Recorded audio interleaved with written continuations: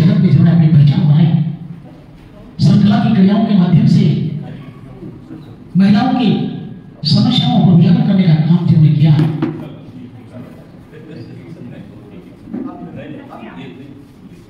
महादेवी जी की प्रतिमा को मैं सभागार में उपस्थित और मंच पर उपस्थित सभी माध्यमों को नम्र निवेदन करता हूं द्वारा लिखित ऐसा भी क्या हो सकता है कहानी संग्रह का लोकार्पण समारोह आज संपन्न होने जा रहा है।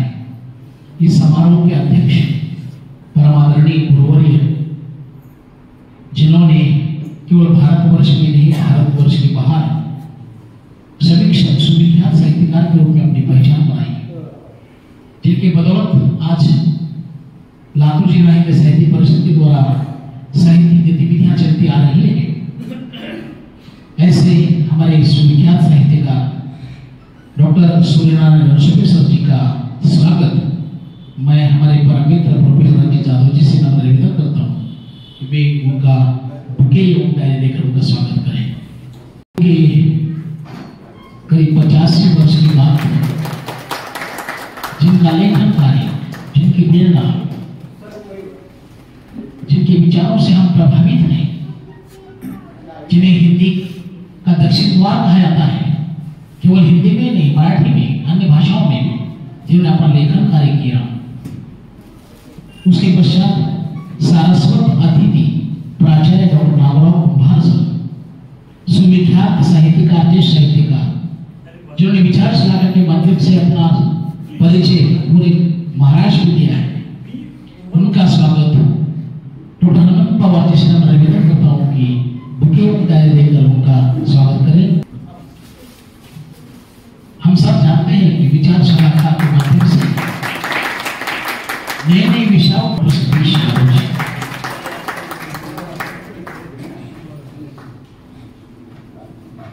भाषा में लिखा हुआ कहानी संग्रह प्रकाशित हो रहा है, उनका स्वागत होगा जो पाठक मंतव्य देने वाले हैं। इस विषय पर पाठक मंतव्य देने वाले हमारी बहन डॉक्टर पल्लवी पाटिल मैडम जी का बुके एवं डायरी देकर राजमानी मैडम स्वयं का स्वागत करें।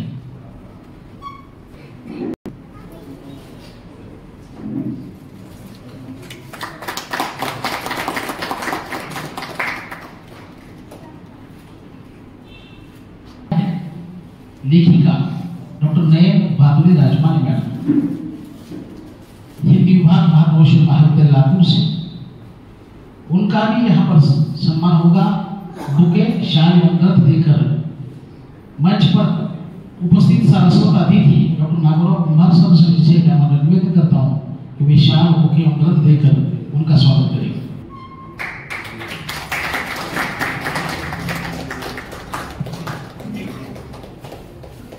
मैं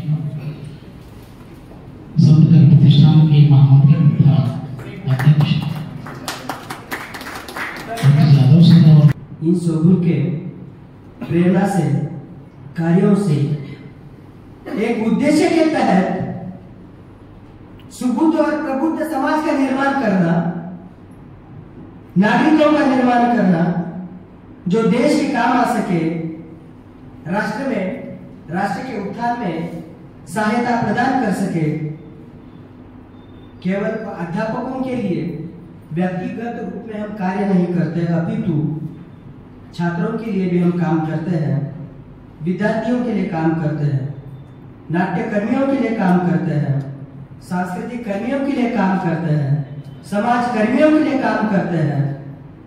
बस परिषद की नियत, उद्देश्य, भूमिका, व्यक्तित्व निश्चित तौर पर तय है और यह इस प्रक्रिया को अध्ययन अध्यापन की जो प्रक्रिया निरंतर चलती है, इस प्रक्रिया को गति देने का काम करती है। मैं आप सभी से कहना चाहता हूं कि केवल परिषद का उद्देश्य हिंदी भाषा और साहित्य का प्रचार करना ही नहीं, अपितु उस राष्ट्र को उन्नति पर, प्रगति पर के पथ पर लेकर जाना है। परिषद ने अब तक गोष्ठियों का, कार्यशालाओं का, परिसंवादों का, अकादमिक चर्चाओं का आयोजन किया है। जो विद्यार्थियों से एक तरह से रूबरू होने की कोशिश भी यह परिषद करता है, जो साहित्य की ओर विद्यार्थियों में एक प्रकार की रुचि बढ़ाने का काम यह परिषद करती है। चर्चा हो, फिल्म डॉक्यूमेंट्री हो, अकादमिक परिचर्चाओं करना, और आप सभी को बड़े हर्ष के साथ कहना चाहूंगा, मराठवाड़ा हिंदी परिषद का अधिवेशन लातूर में हुआ, फिर 11वां अधिवेशन हुआ, पाठ्यक्रम पर परिचर्चा हुई, कार्यशाला हुई, सुप्रसिद्ध नाट्यकर्मी रोहिणी हट्टंगड़ी तथा जयदेव हट्टंगड़ी का नाट्य मंचन हुआ। महाराष्ट्र राज्य हिंदी साहित्य अकादमी के सहयोग से संगोष्ठियों का आयोजन हुआ। हिंदी के श्रेष्ठ समीक्षक कुशल अनुवादक डॉक्टर सूर्यनारायण रणसुभी जी को उत्कृष्ट अनुवादक के रूप में साहित्य अकादमी द्वारा पुरस्कृत करने के उपलक्ष्य में नागरिक सम्मान का आयोजन किया, विविध स्पर्धाओं का आयोजन किया, रविंद्र महोत्सव का आयोजन किया, लेखक वाचक संवादों का आयोजन किया, अमृत अभिनंदन समारोह का आयोजन किया। और इतना ही नहीं, भूतपूर्व सांसद डॉक्टर जनार्दन वाघमारे जी के साहित्य का भी इसी मंच से पुस्तकों का लोकार्पण हुआ है। यह निरंतर एक गतिशीलता के साथ अकादमिक प्रक्रिया के आधार पर निरंतर कार्य करती रहती है। यह बड़े हर्ष के साथ आप सभी लोगों को बताना चाहता हूँ, और हमें गर्व है कि जिनके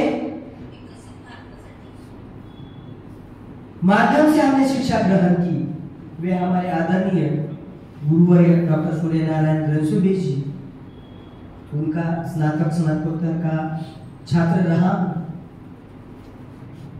और खुद को इतना सौभाग्यशाली मानता हूँ, जो मेरे दूसरे गुरु, जिनके अधिकार में मैंने पीएचडी का कार्य किया, वे डॉक्टर सतीश यादव जी,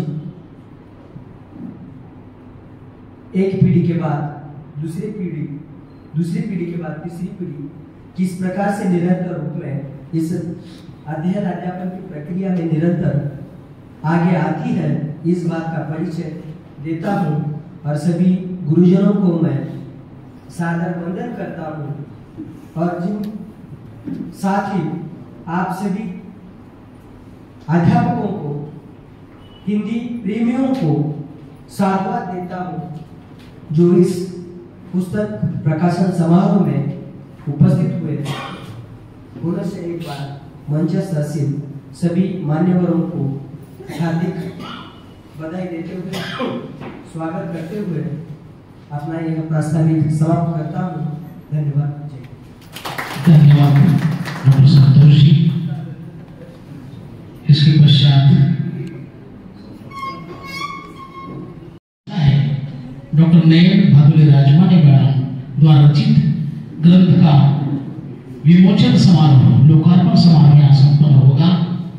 मैं राजमाने सर, आप आइए मंच पर। परिवार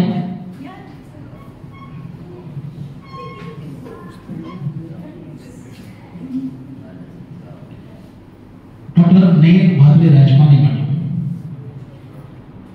जिनकी पढ़ाई एमए, बीएड, बीएससी, एमफिल और पीएचडी डॉक्टर सतीश यादव जी के मार्गदर्शन में उन्होंने पीएचडी को उपाधि प्राप्त की। दिलवदन ये उनका काव्य संग्रह, शख्सियतें, शब्दरंग काव्य संग्रह, भावगंध काव्य संग्रह, कोलाज कार्य संग्रह प्रकाशनी ने अंतर्राष्ट्रीय और राष्ट्रीय स्तरों में उनके 35 से भी अधिक आलेख प्रकाशित हो चुके हैं।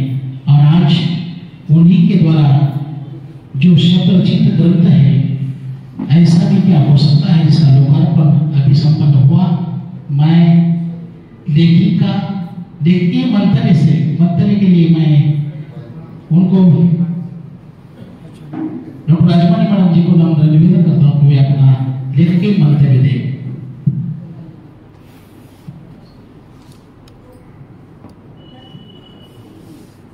सभागार में उपस्थित सभी को मेरा सादर नमन।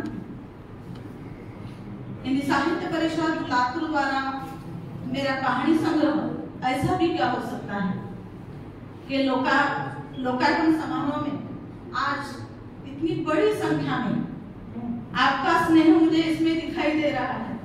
आप उपस्थित रहे, इसलिए फिर से एक बार मैं आपका स्वागत करती हूँ, आपको सादर प्रणाम करती हूँ। मंच पर आसीन आज के कार्यक्रम के अध्यक्ष सुविख्यात साहित्यकार आदरणीय गुरुदेव डॉक्टर सूर्यनारायण रणसुभे जी, जिनके करकमलों से कहानी संग्रह का लोकार्पण हुआ, वे सुविख्यात विचार शलाका के संपादक डॉक्टर नागोराव कुंभार जी। आज के कार्यक्रम के प्रमुख अतिथि सुविख्यात समीक्षक बेलोस वक्ता आदरणीय गुरुवर्य डॉक्टर सतीश जी यादव।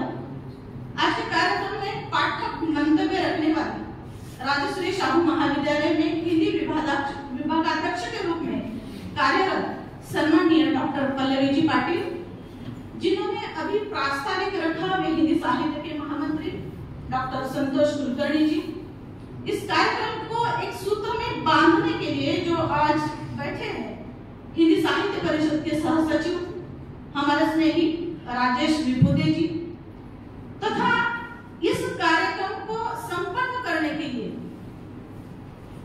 जिन्होंने अपना अमूल्य ऐसा समय दिया है, वे उपाध्यक्ष डॉक्टर हनुमंत पवार जी, डॉक्टर वसुंधरा जी गुड़े, कोषाध्यक्ष डॉक्टर अमोल इंगले जी, डॉक्टर दिलीप गुंजरगे जी। इनके सहभाग और मदद के सिवा ये कार्यक्रम संपन्न होना भी मुश्किल था। सभागार में उपस्थित अगर मैं हर एक का नाम लूं तो पूरा कार्यक्रम उसी में चला जाएगा, इसलिए केवल प्रातिनिधिक रूप में मैं थोड़ा सम्मानित व्यक्तियों के नाम लूंगी जो ज्येष्ठ हैं। मेरे एमफिल के गुरुवर्य, एमफिल जिनके मार्गदर्शन पर मैंने की, वो डॉक्टर आदरणीय नागनाथ कुंटे जी, कुंटे मैडम, जो गुरुमाता के रूप में, क्योंकि कोई भी उपाधि प्राप्त करते समय जितना गुरुवर्य हमें मार्गदर्शन करते हैं उतना ही स्नेह उनकी पत्नियां देती हैं, तो उनका भी एक अलग स्थान होता है। अनुवादक शीला गर्डे रणसुभे मैडम, पार्षद के रूप में जिन्होंने आज तक काम किया है और अपनी एक नई पहचान बनाई है, वो आज यहाँ पर हो सकता है थोड़ी देरी से उपस्थित हो। उन्होंने वादा किया है, तो रागिनी जी भी यहाँ पर उपस्थित रहेंगी, उनको भी मैं भूल नहीं सकती। और जिन संस्थाओं से मैं जुड़ी हूँ, उन संस्थाओं के साथ, जैसे कि मैं जी.के. जोशी राजवाणिज्य महाविद्यालय में कार्यरत रही, तो वो उनके सभी सदस्य, बसवेश्वर महाविद्यालय में उनके सभी सदस्य, नारी प्रबोधन मंच की अध्यक्ष सुमति जगताप मैम सामने हैं अध्यक्ष के रूप में, और सचिव मैम कुसुमताई मोरे, एक पद के आगे जाकर जिनसे रिश्ता बन चुका है। कपिलधारेश्वर प्रतिष्ठान के भी सदस्य यहाँ पर बहुत सारे मौजूद हैं। दयानंद शिक्षण संस्था में जहाँ पर मैंने शिक्षा ली, जय क्रांति शिक्षण संस्था से अनेक सालों से जुड़ी बहुत सारे कार्यक्रम यहाँ पर किए हैं। शब्दार्थ साहित्य मंच की भी बहुत सारी सखियां यहाँ पर उपस्थित है। मराठवाड़ा साहित्य परिषद के भी पदमान्य जो व्यक्ति है वो सभी यहाँ पर है, जैसे कि जयद्रथ यादव है या फिर कटारे सर है। आशीर्वाद के रूप में हमेशा साथ रहने वाले गिर साहब भी है, सबसे पहले हर एक कार्यक्रम में वही उपस्थित रहते हैं, तो उनके भी आशीर्वाद हमारे लिए बहुत ज्यादा महत्वपूर्ण रहते हैं। और जब बहुत सारी समाचार पत्रों में मैं लेखन कर रही थी, तो कहाँ और क्या करना चाहिए, ये कभी कभी फोन आता था माननीय अड़सुए सर जी का, तो उनका भी मार्गदर्शन मुझे बहुत ज्यादा रहा है। तो ये सब ज्येष्ठ व्यक्तिमत्व। यहाँ पर नंदोई जी हैं हमारे। जब मैं यहाँ पर पहली बार शादी के बाद लातूर में आई, तो उन्होंने मुझे ग्रंथालय से ग्रंथ पढ़ने के लिए दिए थे। आज भी मैं भूल नहीं सकती कि एक प्याला ये उन्होंने लाकर दिया था जब मैं बहुत ज्यादा उदास थी, क्योंकि मैं सांस्कृतिक नगरी से पश्चिम महाराष्ट्र से मराठवाड़ा में आई थी और यहाँ पर मेरी किसी से पहचान नहीं थी। तो पढ़ने के माध्यम से मैं यहाँ पर थोड़ा सा अपना मन बना लूं, ये उन्होंने जान लिया था। तो ऐसे सदस्य हो और मेरे घर पर आए हुए आज जमाई बाबू जो यहाँ पर उपस्थित थे, अभी सौरभ बेगारे, आकांक्षा बेटी, नवासा जो है वो अद्वैत, ये सभी मेरे साथ तो रहते ही हैं, लेकिन जिनके साथ रहने के कारण, जो मेरे साथ रहते हैं हमेशा, उनके कारण मैं ये सब कुछ कर पाती हूँ। ऐसे मेरे पति महेश राजमणि जी।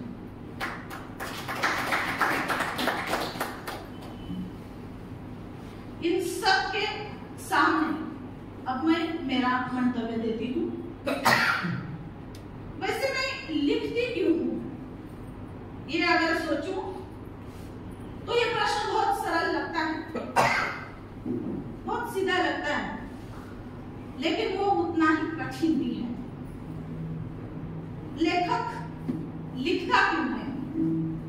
जब भी समाज में आजू बाजू में देखती और जितनी भी महिलाओं के बारे में मैंने लिखा है, तो नारी प्रबोधन मंच के अंतर्गत हम जब गांव ग्राम भाग में जाते थे, वहां की जो दुख भरी कहानियां सुनते थे, जो महिलाएं छटपटा रही हैं कि उन्हें आगे बढ़ना है, शिक्षा लेनी है, अपने पैरों पर खड़ा रहना है, लेकिन वो हो नहीं पाता है।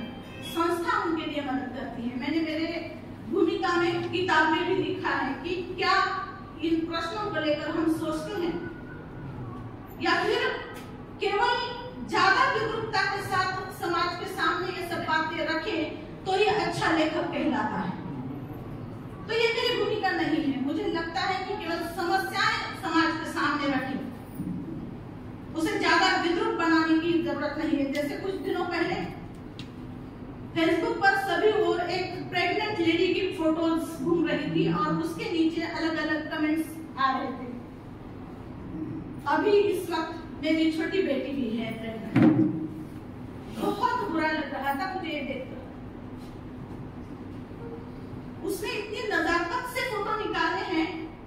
वो महात्मा फुले के मंडई पे गई है, उसने नौवारी साड़ी पहनी है। इस नजाकत से भी फोटो निकाले जा सकते हैं।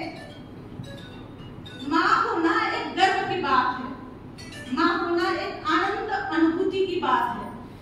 उसे इस तरह से पेश करने की कोई जरूरत नहीं है। लेकिन सोशल मीडिया जो है, हर एक को अभिव्यक्त होना, हर एक को अपने आप को किस प्रकार से सोशल मीडिया के माध्यम से पेश करना, ये हर एक का अधिकार है। उसे मैं नहीं छीनना चाहती, लेकिन फिर भी समाज में हम अपनी गर्दन झुका के ना चले। हम गर्दन उठा के और आंखें उठा के चल सके, इस तरह का तो बर्ताव करे, इस तरह का तो लेखन करे, ऐसा मुझे लगता है। तो इसलिए ये जो मेरे अंदर भाव होते हैं, जो मैं देखती हूँ, जो परखती हूँ, जिसके बारे में मैं सोचती हूँ, इसके बाद मेरे अंदर जो प्रक्रिया घटित होती है, उसे व्यक्त करने की छटपटाहट जब निर्माण होती है, तब मैं लिखती हूँ। हो सकता है कि मेरे शब्द जो है उतने तीखे ना उतरते हो,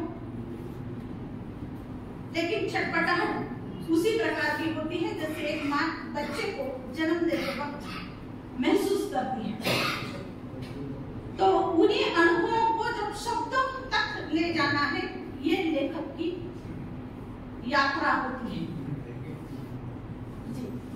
जी जी तो ये लेखक की यात्रा रहती है। तो इन शब्दों के माध्यम से मैंने बचपन से स्कूल में जो परिपाठ रहता है, उससे लेकर महाविद्यालय में तक जितनी भी अभिव्यक्ति दी है, वो सब अभिव्यक्तियां, जितनी भी प्रतियोगिताओं में सहभाग लिया है, वो सभी जिसमें मैंने पारितोषिक प्राप्त किए हैं। साथ ही में पहली बार वृत्तपत्र में अपनी कविता आना, ये बहुत बड़ी उपलब्धि थी मेरे लिए उस वक्त।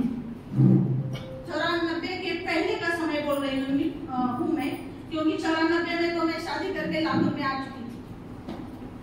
तो ये सब बातें संचार के इंद्रधनु में मेरी पहली कविता छपी थी और जो स्त्रियों के बारे में थी, जिसे कभी ना कहने का अधिकार नहीं है, जिसे कभी नकारने का अधिकार नहीं है और निर्णय लेने का भी अधिकार नहीं है, इसके ऊपर भी वो रचना थी। तो इस तरह आगे बढ़ती रही, अनेक समाचार पत्र में लेखन किया, लोकसत्ता से लेकर अपने लोकल हर एक मत और अन्य भी सारे वृत्तपत्र में मैं लिख चुकी हूँ। प्रासंगिक लेखन भी किया है, स्तंभ लेखन भी किया है और 5 किताबें मेरी मराठी में प्रकाशित हो चुकी हैं। जो 2 किताबें, जो पहली किताब है काव्य संग्रह बिलवदर, उसमें हमने 3 बहनें जो है हम वो लेखन करती हैं, तो तीनों ने वो काव्य संग्रह निकाला है जिसका नाम है बिलवदर। उमा कोल्हे, आशा पाटिल और नयन राजवाड़े। दूसरा जो है कथा संग्रह वृंदावन कक्षा। ललित लेखन में लहानपण देगा, इंद्रवज्र और शब्द कंगोरे जो वैचारिक ललित है। इसके आगे जाकर कुछ लिखना चाहती थी, लेकिन बीच में ही ऐसा लगा कि भाई बहुत दिन हो गए, कोई परीक्षा ही नहीं दी है, देनी चाहिए, तो चलो पीएचडी कर लेते हैं। क्योंकि मेरी शिक्षा हर एक डिग्री के बाद 4-5 साल रुक ऐसे गाड़ी चलती रही। पेट्रोल डाला, गाड़ी आगे निकली, फिर पेट्रोल खत्म हुआ, तो इस प्रकार से शिक्षा लेती रही। लेकिन तय किया था कि मुझे पीएचडी करनी है। 20-21 साल में जो सपना देखा था वो 50 की उम्र में पूरा किया है। आप सब उसके साक्षीदार हैं।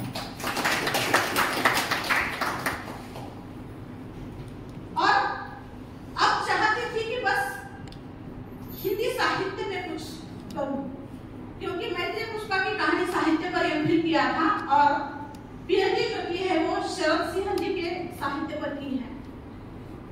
शरद सिंह सामाजिक कार्यकर्ता के रूप में काम करती है और समाज की समस्याओं को लेकर लेखन करती है, तो चुना भी इसलिए उन्हें क्योंकि मैं भी सामाजिक कार्यकर्ता के रूप में काम करती हूँ और इसका उनके साहित्य पर मैंने पीएचडी प्राप्त की। और शायद इन्हीं सब विचारों को पढ़ते पढ़ते कुछ लिखने की उर्मी निर्माण हुई होगी, इच्छा निर्माण हुई होगी।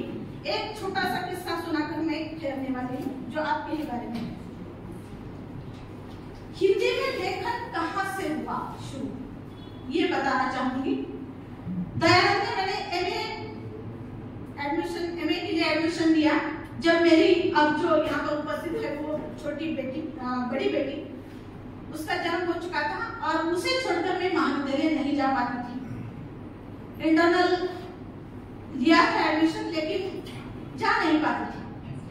एग्जाम के लिए गई, कॉलेज ने कंपल्सन किया कि आपको क्लास करने होंगे। एक जो पहली टेस्ट थी वो दी, उसके बाद रेगुलर कॉलेज में जाने लगी एडजस्ट करके कैसा। सर जी गुरु के रूप में थे। पहली टेस्ट का पेपर लेकर वो हिंदी डिपार्टमेंट में दयानंद के बैठे हुए थे और मुझे बुलावा आया कि आपको बुलाया है। वैसे मैं बहुत सहमी हुई थी क्योंकि मैं लातूर से ज्यादा उतना परिचित भी नहीं थी और अगर हमें कोई अपने गुरुवर्य बुलाते हैं डिपार्टमेंट में तो थोड़ा सा डर तो रहता ही। तो मैं डरी हुई थी, वहां पर गई, बस नजरें नीचे झुकाए हुए। मैं कभी नजरें नीचे झुकाए हुए आज तक खड़ी नहीं थी। मैंने पहली बार अनुभव किया कि मैं गुरुओं के सामने हूँ। उसमें रामानुज बिरला जी थे, रामलाल देशमुख जी थे, सर थे और अन्य कुछ प्राध्यापक भी वहां पर थे। तो एक के हाथ से दूसरे ओर एक पेपर जा रहा है और मैं सामने खड़ी हूँ। मुझे पता नहीं है वो किसका है क्या है, लेकिन अब अंदाजा आ चुका है कि हमें ही बुलाया है तो हो सकता है कि वो अपना ही है। और डर था कि महाविद्यालय में नहीं आई, क्लासेस नहीं किए तो लिखा क्या है, इसके बारे में अभी डांट पड़ने वाली है। लेकिन ये सब कुछ बाजू में रह गया और सर जी ने मेरी भाषा शैली के लिए इतने अच्छे शब्द, इतनी अच्छी शाबाशी मुझे दी कि मैं उस दिन से मुझमें एक विश्वास आ गया कि मैं बहुत अच्छे से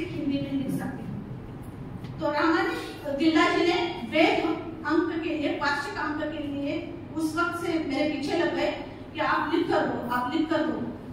और उन्होंने भी लिखने के लिए प्रेरित किया। आज वो स्मृति श्रेष्ठ है, लेकिन उनकी याद आती है। तो इस प्रकार से इन गुरुओं ने जब शाबाशी की थाप दी तो हम लिखने के लिए प्रेरित हुए। और मैं भी, मेरे जो छात्र होते हैं उनके लिए भी मैं इसी प्रकार से उनके पीठ पर शाबाशी देती हूँ, जो प्रेरणा उन्हें मिल जाए। आज मेरे छात्र भी यहाँ पर उपस्थित है। अंत में इतना ही कहना चाहूंगी कि कहानी संग्रह के निर्माण में जिन्होंने मदद दी उनके धन्यवाद ज्ञापित करना चाहती हूँ। कि साहित्य क्षेत्र में मेरा ये पहला प्रयास है और इस कहानी संग्रह के निर्माण का संपूर्ण श्रेय जो है वो महाराष्ट्र हिंदी साहित्य अकादमी और अकादमी के कार्याध्यक्ष आदरणीय शीतला प्रसाद दुबे जी को जाता है, जो आज आने वाले थे लेकिन कुछ व्यस्तता के कारण यहाँ पर उपस्थित नहीं रह पाए। लेकिन उनके प्रति मैं धन्यवाद ज्ञापित करना चाहती हूँ। और मैं लिखती तो रहती हूँ, लेकिन इस प्रकार की संस्थाएं जब कुछ सभी प्रकार के आधार दे देती हैं तो हम और ज्यादा प्रेरणा से लिखने के लिए प्रवृत्त होते हैं। तो ये प्रेरणा उनके कारण मुझे मिली है, तो आगे भी मैं लिखती रहूंगी। साथ ही में इस किताब को ब्लग देने वाले आदरणीय डॉक्टर सूर्यनारायण मनसुबे जी और इस किताब को प्रस्तावना देने वाले आदरणीय डॉक्टर सतीश जी यादव, इनके भी प्रति मैं बहुत ज्यादा ऋण व्यक्त करना चाहती हूँ। क्योंकि मैं अगर यहाँ पर धन्यवाद ज्ञापित करूंगी तो बहुत मुश्किल हो जाएगी मेरे लिए। तो मैं ऋण व्यक्त करना चाहती हूँ कि उनके मार्गदर्शन के बिना यह संभव नहीं था, तो उनके भी प्रति मैं ऋण व्यक्त करती हूँ। साथ ही में प्रकाशक यश पब्लिकेशन दिल्ली के जतिन भारद्वाज जी का भी मैं शुक्रिया अदा करती हूँ, क्योंकि बहुत ही कम समय में उन्होंने हमें ये किताब जो है वो प्रकाशित की है, उपलब्ध कराई। आप सभी के प्रति धन्यवाद व्यक्त करते हुए मैं मेरी वाणी को यहीं पर विराम देती हूँ। बहुत बहुत धन्यवाद।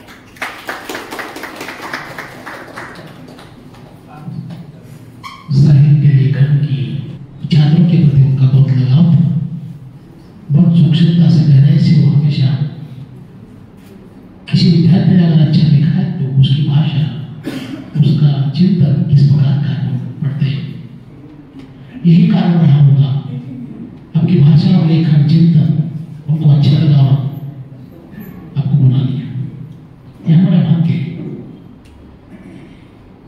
राजपाल मैडम, आपकी यही प्रेरणा हमेशा की हमसे प्रेरणा बने रहे और आप लेखन करते रहे। आपको हार्दिक हार्दिक शुभकामनाएं, बधाई।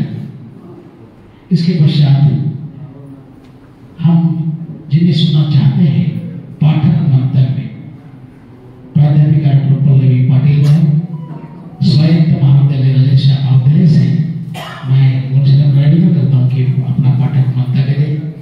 ऐसा भी क्या हो सकता है कहानी संग्रह नयन भारद्वाज राजमानी मैडम जी के ग्रंथ पर। आदरणीय मंच पर आसीन जी सर, मैं बिल्कुल कड़ी मेरी नजर है, मैं जानती हूँ आप छड़ी लेकर बैठे हैं, मैं जानती हूँ छड़ी पहले मुझ पर ही पड़ेगी, मैं ये भी जानती हूँ। आज के इस बेहद सुंदर शब्द भवन की नायिका, आज की इस कहानी की नायिका, जिनके लिए ये पूरी जमघट इकट्ठा हो गई है, आदरणीय डॉक्टर नयन दीदी, मैं आज उनको किसी उपनाम से नहीं पुकारूंगी। इस कार्यक्रम के अध्यक्ष श्रद्धेय गुरुवर्य डॉक्टर मनसुबे सर, सरस्वती अतिथि आदरणीय डॉक्टर कुमार सर, विशेष अतिथि के रूप में हमारे बीच में मौजूद है हमारे बड़े भाई। आज सुबह ही जिनकी एक बहुत महत्वपूर्ण पुस्तक महाराष्ट्र में अनुवादित चिंतन, जिसका लोकार्पण हुआ और इस पुस्तक पर भी भाष्य करने का सौभाग्य मुझे प्राप्त हुआ, वे हमारे बड़े भाई डॉक्टर सतीश यादव एवं मेरे सम्मुख बैठे हुए सभी ज्येष्ठ, प्रेमचंद का एक बहुत सुंदर कथन है जिसमें वे कहते हैं कि कहानी ध्रुपद तान की तरह होती है, जिसमें गायक महफिल के प्रारंभ में ही अपना प्रभाव छोड़ता है। कहानी जीवन के अंगों से निकलती है, कहानी मनोभावों को प्रदर्शित करती है। इस आधार पर आदरणीय नैन दीदी की इस रचना को जब मैं देखती हूँ तो मुझे बेहद बेहद खुशी महसूस हो रही है कि दीदी ने जीवन के उन छोटे छोटे अंगों को बड़ी खूबसूरती के साथ पकड़ने की कोशिश की है। मैं सीधा मुद्दे पर कुछ आने की कोशिश करूंगी। जिनकी पहली कहानी है ऐसा भी हो सकता है क्या, मैं इस कहानी से ज्यादा प्रभावित रही अन्य कहानियों की तुलना में। जैसे कि आदरणीय रणसुबे सर ने कहा है कि वो सोच कहानी उनको पसंद आई, लेकिन मुझे सबसे पहली कहानी पसंद आई कि इसमें इन्होंने बहुत ट्रैक से हटकर एक बहुत अलग विषय को चुना है, जिसमें एक संवाद है। देखिए, दो मित्र हैं, शरद और ईशान। एक संवाद है जिसको मैं आपके सामने लाना चाहूंगी। ईशान, हम गे हैं, इसमें हमारी क्या गलती है? हमें किसी से सहानुभूति तो नहीं चाहिए, हम बिल्कुल वैसे ही रहना चाहते हैं जैसे बाकी लोग रहते हैं। लेखिका ने डंके की चोट पर अपनी पहली कहानी में बिल्कुल बिल्कुल अपने ग्राफ को बिल्कुल सीधा ऊपर तक लेकर गई है। जैसे मनु भंडारी अपने कथन में कहती हैं कि कहानी का ग्राफ जैसे जैसे ऊपर की ओर जाए वैसे वैसे एक अच्छे बेहतर कहानीकार को इस बात का ख्याल रखना चाहिए कि वो भले ही ऊपर की ओर न जाए लेकिन समकक्ष बना रहे।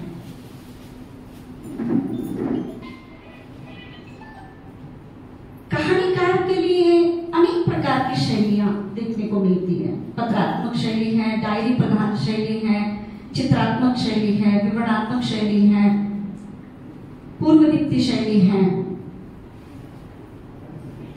संवादात्मक एक शैली आती है, जहां पे मैं दीदी के इस कहानी संग्रह को अवश्य रखना चाहूंगी कि संवादों का चुनाव बहुत सोच समझ के और बहुत तगड़े रूप से किया है। जहां पे एक कहानी है सोच, इस सोच कहानी में एक संवाद आता है। देखिए, बुर्का पहनी हुई स्त्री है। बुर्के वैसी स्त्रियों के शरीर को ही नहीं, उनके रूप, रंग, उनकी आयु और उनके सपनों को, इतना ही क्यों, उनके समूचे पूरे अस्तित्व को ढक कर रख देते हैं। बहुत सोच समझकर और बहुत जबरदस्त तरीके से अनुभव करके इन संवादों को आपने लिखा है। मैं बड़ी प्रभावित रही इन संवादों से। अरे हाँ, सच तो है, सचमुच बुर्के सपनों को ढक देते हैं, अस्तित्वों को ढक देते हैं। एडगर का एक कथन आता है जिसमें वो कहते हैं कि कहानी, एक बेहतर कहानी वो है जो एक बैठक में समाप्त हो। आदरणीय नैन दीदी की बहुत सी कहानियां ऐसी लगी मुझे, चुटकी में खत्म होती है, सूत्रबद्ध, बिल्कुल इतनी सूत्रबद्धता है उसमें, वो टू द पॉइंट पे आ जाती है।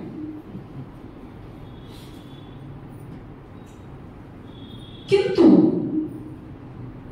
एक पाठक के रूप में मैं बहुत तटस्थ तरीके से मैं इस प्रकार का एक विधान भी करना चाहूंगी। इस विधान को कृपया अन्यथा न लें। कहानी में एक बहुत महत्वपूर्ण तत्व होता है वातावरण। मैं पूरी शत प्रतिशत मुझे विश्वास है कि दीदी का जो अगला कहानी संग्रह आएगा भरपूर एक वातावरण को साथ में लेके आएगा।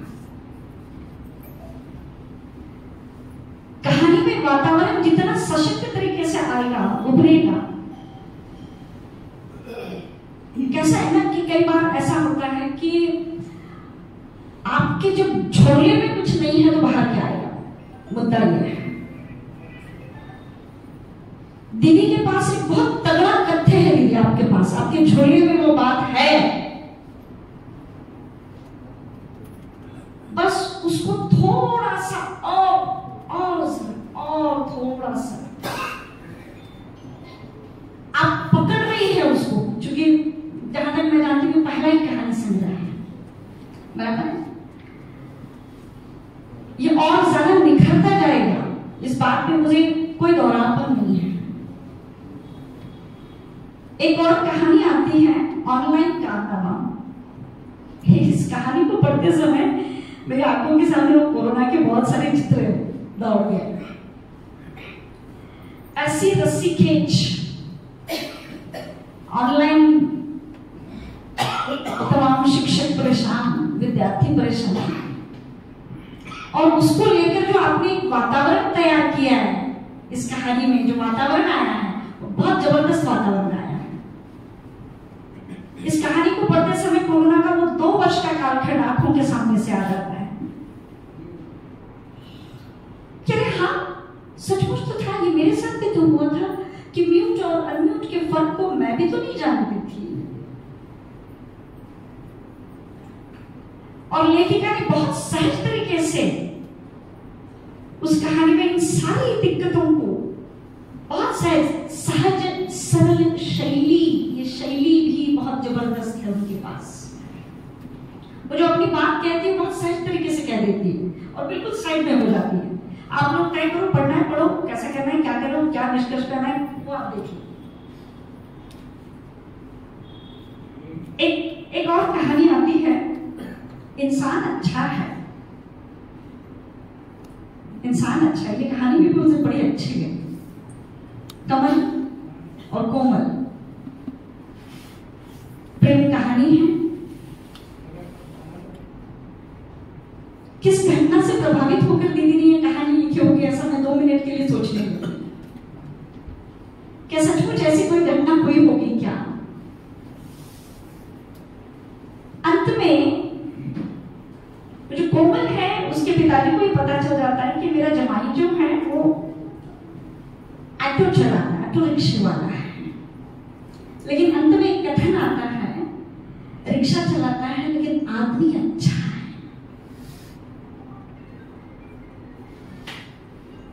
और इस कहानी में भी जिस प्रकार का एक सुंदर वातावरण आया है, आपने जिस प्रकार से घर में एक भगदड़ मची हुई है, प्रकृति में एक भगदड़ मची हुई है, वातावरण को जिस प्रकार से आपने कवर किया है, वो लगभग सभी कहानियों में इसी प्रकार से अनापेक्षित भी है।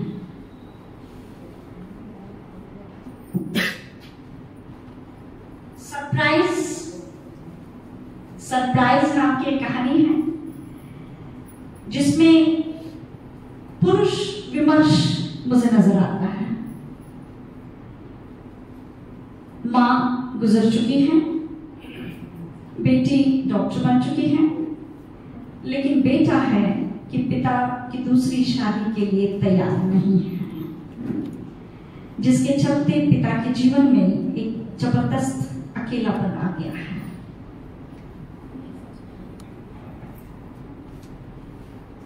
इस विमर्श के धागे को भी उन्होंने अपने इस कहानी संग्रह में जोड़ा है।